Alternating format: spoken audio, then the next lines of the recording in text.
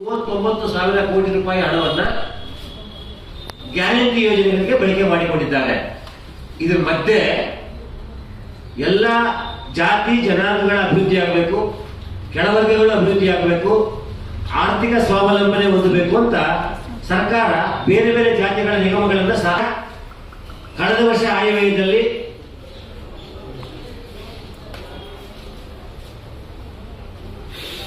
ಘೋಷಣೆ ಮಾಡಿದ್ದು 55 ಕೋಟಿ ರೂಪಾಯಿ, ಬಿಡುಗಡೆ ಮಾಡಿದ್ದು 13 ಕೋಟಿ ರೂಪಾಯಿ 75 ಲಕ್ಷ. ಈ ವರ್ಷದ ಆಯವ್ಯಯದಲ್ಲಿ ಘೋಷಣೆ ಮಾಡಿದ್ದು 65 ಕೋಟಿ ರೂಪಾಯಿ, ಬಿಡುಗಡೆ ಮಾಡಿರುವಂತದ್ದು 15 ಕೋಟಿ ರೂಪಾಯಿ. ಇದರ ಮಧ್ಯೆ ಈಗಾಗಲೇ ಬಿಜೆಪಿ ಸರ್ಕಾರ ಇದ್ದಂತ ಸಂದರ್ಭದಲ್ಲಿ ಬೋವಿ ಅಭಿವೃದ್ಧಿ ನಿಗಮದಲ್ಲಿ ಹಗರಣ ಆಗಿತ್ತು. ಆ ಸಂದರ್ಭದಲ್ಲಿ ನಮ್ಮ ಸಂಘಟನೆ ವತಿಯಿಂದ ನಾವೇ ದೂರು ಕೊಟ್ಟಿದ್ವಿ. ಅವತ್ತಿನ ಮುಖ್ಯಮಂತ್ರಿ ಬಸವರಾಜ ಬೊಮ್ಮಾಯಿ ಅವರು, ಸಮಾಜ ಕಲ್ಯಾಣ ಸಚಿವ ಕೋಟಾ ಶ್ರೀನಿವಾಸ ಪೂಜಾರಿ ಅವರು ತನಿಖೆಗೆ ಒಳಪಡಿಸಿ ಎಸಿಬಿಗೆ ಹ್ಯಾಂಡ್ ಓವರ್ ಮಾಡಿ ಆ ನಿಗಮದ ಎಂಡಿ ಮತ್ತು ಜನರಲ್ ಮ್ಯಾನೇಜರ್ನ ಅರೆಸ್ಟ್ ಮಾಡಿ ಜೈಲಿಗೆ ಹಾಕಿ ತನಿಖೆಯನ್ನು ಮುಂದುವರಿಸಿದ್ರು. ಎಸಿಬಿ ಕ್ಲೋಸ್ ಆದ್ಮೇಲೆ ಲೋಕಾಯುಕ್ತ ಬಂತು. ಲೋಕಾಯುಕ್ತ ಕ್ಲೋಸ್ ಆಗ್ತಾ ಏನಾಯ್ತು, ಕಾಂಗ್ರೆಸ್ ಸರ್ಕಾರ ಅಸ್ತಿತ್ವಕ್ಕೆ ಬಂತು. ಕಾಂಗ್ರೆಸ್ ಸರ್ಕಾರದಲ್ಲಿ SIT ಮಾಡಿದ್ರು. SITಯಲ್ಲಿ ಸುಮಾರು 3 ವರ್ಷಗಳಿಂದ ಅದು ತನಿಖೆ ಆಗ್ತಾ ಬರ್ತಾ ಇದೆ.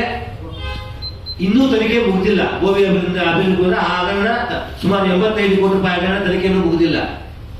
ಆದ್ರೆ ಈಗ ಕಾಂಗ್ರೆಸ್ ಪಕ್ಷದ ನಿಷ್ಠಾವಂತ ಕಾರ್ಯಕರ್ತ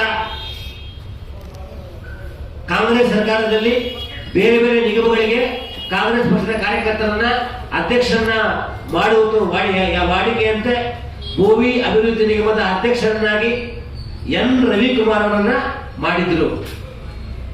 ಈಗ N ರವಿಕುಮಾರ್ ಅವರು ಬೋವಿ ಜನಾಂಗದ ವ್ಯಕ್ತಿಯಾಗಿ, ಬೋವಿ ಸಮಾಜದ ಅಭಿವೃದ್ಧಿಗಾಗಿ, ಬಡವರ ಉನ್ನತೀಕರಣಕ್ಕಾಗಿ, ಬಡವರ ಶ್ರೇಯೋಭಿವೃದ್ಧಿಗಾಗಿ, ಬಡವರ ಆರ್ಥಿಕ ಸಬಲೀಕರಣಕ್ಕಾಗಿ ಕೆಲಸ ಮಾಡಬೇಕು ಆಗಿತ್ತು. ಸರ್ಕಾರದಿಂದ ಒಂದಷ್ಟು ಅನುದಾನ ತಂದು ಆ ಅನುದಾನ ಸಾಕಾಗಿಲ್ಲ, ಇನ್ನೊಂದಷ್ಟು ಮಂತ್ರಿಗಳ ಹತ್ರ ಬೇಡಿ, ಮುಖ್ಯಮಂತ್ರಿಗಳ ಹತ್ರ ಬೇಡಿಕೊಂಡು ಇನ್ನೊಂದಷ್ಟು ಬಜೆಟ್ ತಂದು ಬಡವರ ಅಭಿವೃದ್ಧಿಗೋಸ್ಕರ ಹಣ ಖರ್ಚು ಮಾಡಬೇಕಾಗಿತ್ತು. ಆದ್ರೆ ಬೇಲಿಯೇ ಎದ್ದು ಹೊಲಬೇದಂತೆ ಆಗಿ ಮಾನ್ಯ ನಿಗಮದ ಅಧ್ಯಕ್ಷರೇ ಸರ್ಕಾರಿ ಕಚೇರಿಯಲ್ಲಿ, ಸರ್ಕಾರಿ ಚೇಂಬರ್ನಲ್ಲಿ ಮಧ್ಯವರ್ತಿಗಳೊಂದಿಗೆ ನನಗೆ 60% ಕೊಡಬೇಕು ಅಂತ ಮಾತನಾಡುವಂಥದ್ದು ವಿಡಿಯೋ ಸ್ಟಿಂಗ್ ಆಪರೇಷನ್ ಆಗಿ ವಿಡಿಯೋ ಆಗಿದೆ.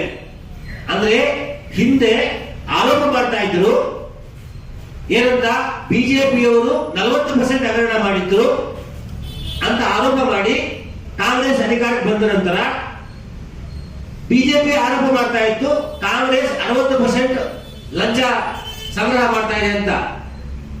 ಅದಕ್ಕೆ ಪೂರಕವಾಗಿ ಬೋವಿ ಅಭಿವೃದ್ಧಿ ನಿಗಮದ ಅಧ್ಯಕ್ಷರು ತನ್ನ ಸರ್ಕಾರಿ ಕಚೇರಿಯಲ್ಲಿಯೇ 60% ನನಗೆ ಕೊಡಬೇಕು ಅಂತ ಡಿಮ್ಯಾಂಡ್ ಮಾಡಿದ್ದಾರೆ. ಜೊತೆಗೆ ಯಾವ ಮಧ್ಯವರ್ತಿ ಹತ್ರ 60% ಡಿಮ್ಯಾಂಡ್ ಮಾಡಿ ಚರ್ಚೆ ಮಾಡಿದ್ರು, ಅದೇ ಮಧ್ಯವರ್ತಿ ಕುಮಾರ ಕೃಪಾ ಗೆಸ್ಟ್ ಹೌಸ್ ಅಲ್ಲಿ 10 ಲಕ್ಷ ರೂಪಾಯಿ ಹಣ ನನ್ನ ಕಡೆ ಸರ್ ತಗೊಳ್ಳಿ ಅಂತ ಹ್ಯಾಂಡ್ ಓವರ್ ಮಾಡಿ ಆ ಹಣ ತಗೊಂಡಿರ್ತಕ್ಕಂಥ ವಿಡಿಯೋ ಕೂಡ ಸ್ಟಿಂಗ್ ಆಪರೇಷನ್ ಆಗಿದೆ. ಅಂದ್ರೆ ಕಾಂಗ್ರೆಸ್ ಸರ್ಕಾರ 60% ಹಣ ಸಂಗ್ರಹ ಮಾಡ್ತಾ ಇದೆ ಅನ್ನೋದಕ್ಕೆ ಇದಕ್ಕಿಂತ ಬೇರೆ ಉದಾಹರಣೆ ಬೇಕು. ಒಬ್ಬ ನಿಗಮದ ಅಧ್ಯಕ್ಷ, ಸರ್ಕಾರದ ಜವಾಬ್ದಾರಿ ಇರ್ತಕ್ಕಂಥ ಒಬ್ಬ ನಿಗಮದ ಅಧ್ಯಕ್ಷ ನೇರವಾಗಿ ಹಣ ಸಂಗ್ರಹ ಮಾಡ್ತಾರೆ, ಡಿಮಾಂಡ್ ಮಾಡ್ತಾರೆ ಮತ್ತು ಹಣ ತಗೋತಾರೆ ಅಂದ್ರೆ ಇದಕ್ಕಿಂತ ಬೇರೆ ನಿದರ್ಶನ ಬೇಕು. ನಾನು ಮಾನ್ಯ ಮುಖ್ಯಮಂತ್ರಿ ಸಿದ್ದರಾಮಯ್ಯ ಹತ್ರ ನಿವೇದನೆ ಮಾಡ್ತೇನೆ, ಪ್ರಾರ್ಥನೆ ಮಾಡ್ತೇನೆ, ಸ್ವಾಮಿ ಮುಖ್ಯಮಂತ್ರಿಗಳೇ, ನೀವು ನಿಜವಾಗಿಯೂ ಅಹಿಂದ ನಾಯಕರೇ ಆಗಿದ್ರೆ, ಅಹಿಂದ ಹೆಸರಲ್ಲಿ ನೀವು ಅಧಿಕಾರಕ್ಕೆ ಬಂದಿದ್ದೀರಿ, ಬಡವರ ಶ್ರೇಯೋಭಿಲಾಷೆಯನ್ನು ಇಷ್ಟ ಬಯಸೋದಾಗಿದ್ರೆ ಈ ಕೂಡಲೇ ಸಚಿವ ರಾಜಣ್ಣನ ಹೇಗೆ ನೀವು ಪದಚ್ಯುತಿ ಮಾಡಿದ್ರಿ, ಹಾಗೆ ಈ ಬೋವಿ ಅಭಿವೃದ್ಧಿ ನಿಗಮದ ಅಧ್ಯಕ್ಷ ತನ್ನ ಚೇಂಬರ್ ಅಲ್ಲಿ 60% ಹಣ ಡಿಮಾಂಡ್ ಮಾಡತಕ್ಕಂಥದ್ದು ನಿದರ್ಶನ ಇದೆ, ವಿಡಿಯೋ ಇದೆ. ಅವರನ್ನ ಕೂಡಲೇ ನೀವು ವಜಾಗೊಳಿಸಬೇಕು.